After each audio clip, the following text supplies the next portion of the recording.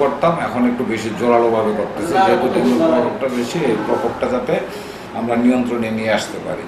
আর dengue যেহেতু এখন ডেঙ্গুতে আপনার এই বর্ষার মৌসুমে আমাদের বিশেষ করে 5-6 যে ওয়ার্ডগুলো, ওই ওয়ার্ডগুলো একটু ঘনবসতিপূর্ণ ওই এলাকাটা, এবং কিছু কিছু বাড়িঘর আছে যেগুলো পর্যাপ্ত ড্রেন থাকলেও ড্রেনের সাথে ওগুলো ওইভাবে সংযোগ দেওয়া যায়নি, অনেক আগের পুরাতন বাড়িঘর ওগুলো।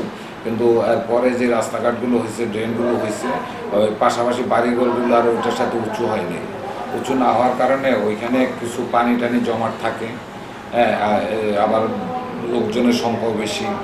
আমাদের প্রচুর লোক দাউদকান্দি 6 নম্বর ওয়ার্ডে, সিলেটের, বিশেষ করে সিলেটের বিভিন্ন এলাকার ভাড়াটিয়া আছে, ওনারা এখানে থাকে, ডেলি লেবারে কাজ করে, যার কারণে ঘনবসতিপূর্ণ হওয়ার কারণে জনসংখ্যা বেশি, ইয়াটাও বেশি, এই কারণে হয়তো প্রকোপটা একটু বাড়ছে। তো আমরা চিন্তা করতেছি যেগুলো আমরা কাজ করতেছি টিম ওয়ার্ক করে করে প্রতিনিয়ত সকাল সন্ধ্যা, সেই হিসাবে আমাদের এগুলো হয়তো আমরা এইটার প্রকোপটা কমে যাবে ইনশাল্লাহ। এটা এখন বর্ষা মৌসুমে ডেঙ্গুর প্রকোপটা একটু বেশি দেখা দেয়, সারা বাংলাদেশে এটা হয়। তা আমাদের এখানে বিশেষ করে 4-5-6 নম্বর ওয়ার্ডে ডেঙ্গু রোগীর আক্রান্তের সংখ্যা একটু বেশি আছে, যেটা আমরা শুনতে পাই, যার কারণে আমরা আমাদের পরিষ্কার পরিচ্ছন্ন যে কাজগুলো এটা সারা বছরই আমরা করে থাকি। তো পাশাপাশি যেহেতু এখন একটু দুর্যোগপূর্ণ অবস্থায় আছে, সেহেতু আমরা আমাদের স্যার সবসময় এদিকে একটা নজরে আছেন, এসিলেন মহোদয়। তো উনি গত পরশুদিন একটা মত বিনিময় সভা করছেন, ওইখানে আমাদের অনেকগুলো সিদ্ধান্ত আছে।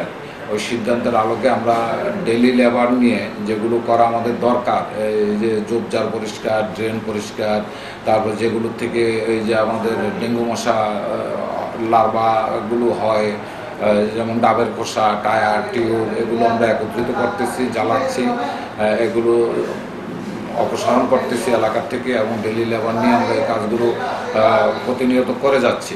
পাশাপাশি আমরা 2 বেলা ওষুধ ছিটাচ্ছি, মশার যেটা লার্ভা দিচ্ছি, প্লাস উড়ন্ত মশার জন্য ওষুধ দিচ্ছি। ফগার ব্যবহার করতেছি, আমাদের 4টা ফগার চলতেছে, সকালে বিকালে 2 বেলায় চলতেছে। আমরা দুর্যোগ মুহূর্তের জন্য বেশি চালাচ্ছি আর কি।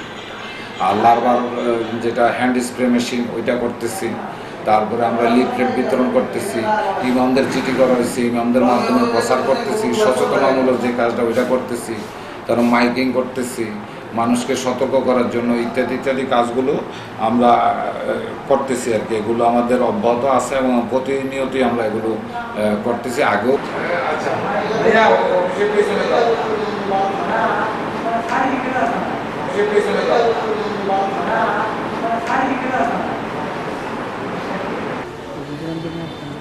বাজারে যে দোকান আছে